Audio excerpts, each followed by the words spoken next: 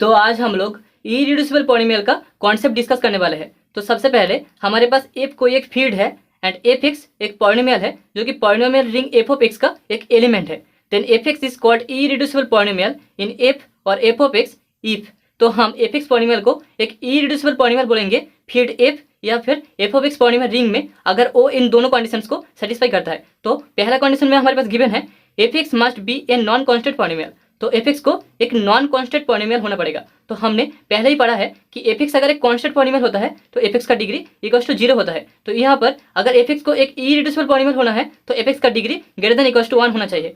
And the second condition is if F x equals to G x into H X for gx hx belongs to f of x polynomial ring then either gx is a constant polynomial और hx is a constant polynomial। मतलब कि अगर हम fx को gx into hx ऐसे दो polynomials के multiplication के फॉर्म में लिख पाए तो वहां पर या तो gx को एक कांस्टेंट पॉलिनोमियल होना पड़ेगा या फिर hx को एक कांस्टेंट पॉलिनोमियल होना पड़ेगा। मतलब कि that is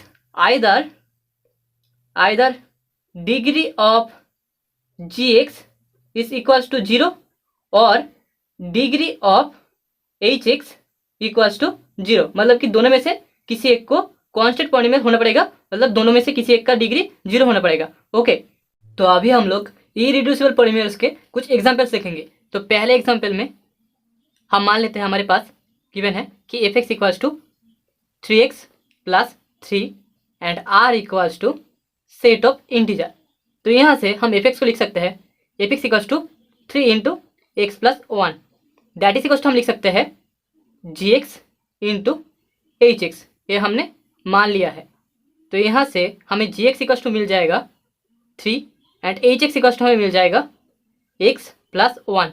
so that is हम लिख सकते हैं कि degree of G x is equals to 0 and degree of H X is equals to 1।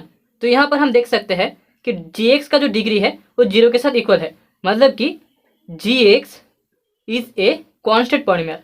Ji x जो है वो एक कॉन्स्टेंट पॉलिनोमियल होगा पॉलिनोमियल। सो यहाँ से हम डायरेक्ट बोल सकते हैं कि F x equals to 3x plus 3 is an irreducible polynomial over set of integer x square plus 1 and R equals to given है सेट ऑफ रियल नंबर। ठीक है, तो यहाँ से हम एफ एक्स को लिख सकते हैं F x equals to x minus I into x plus I that is equals to G x into H x. ये हमने मान लिया है। तो यहाँ से हमें G x equals to x minus I and H x equals to x plus I मिल जाएगा। लेकिन यहाँ पर जी एक्स और एच एक्स ये दोनों आर ऑफ एक्स में बिलोंग नहीं करते हैं। तो इसलिए एफ एक्स भी एक इरिड्यूसिबल पॉलिनोमियल हो जाएगा। F X is a irreducible polynomial in R of X. ठीक है, लेकिन यहाँ पर अगर हमें R equals to complex number दिया हुआ होता तो यहाँ पर हमारे पास जो एफ एक्स पॉलिनोमियल है वो एक रिड्यूसिबल पॉलिनोमियल हो जाता।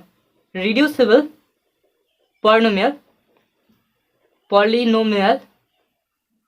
इन सी ऑफ एक्स हो जाता, क्योंकि यहाँ पर डिग्री ऑफ जी एक्स जो है दैट इज इक्वल्स टू 1 है and degree of H X is also equals to 1 given है। ठीक है, यहाँ से हम डिग्री निकाले तो दोनों का डिग्री 1 आएगा जो कि 0 के साथ इक्वल नहीं है। मतलब कि G x and H X दोनों में से कोई भी कांस्टेंट पॉलिनोमियल नहीं होता। तो इसलिए जो एफ एक्स है वो सी ऑफ एक्स में एक रिड्यूसिबल पॉलिनोमियल हो जाता। तो यहाँ से हम एक और कंक्लूजन निकाल सकते हैं that is if F X polynomial belongs in F of X polynomial ring be a non constant polynomial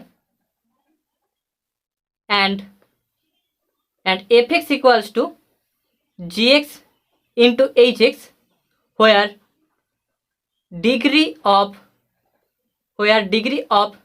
gx is greater than equals to 1 also degree of hx is greater than equals to 1।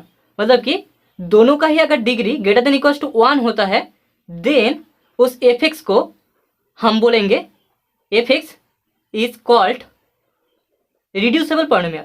Okay, reducible polynomial.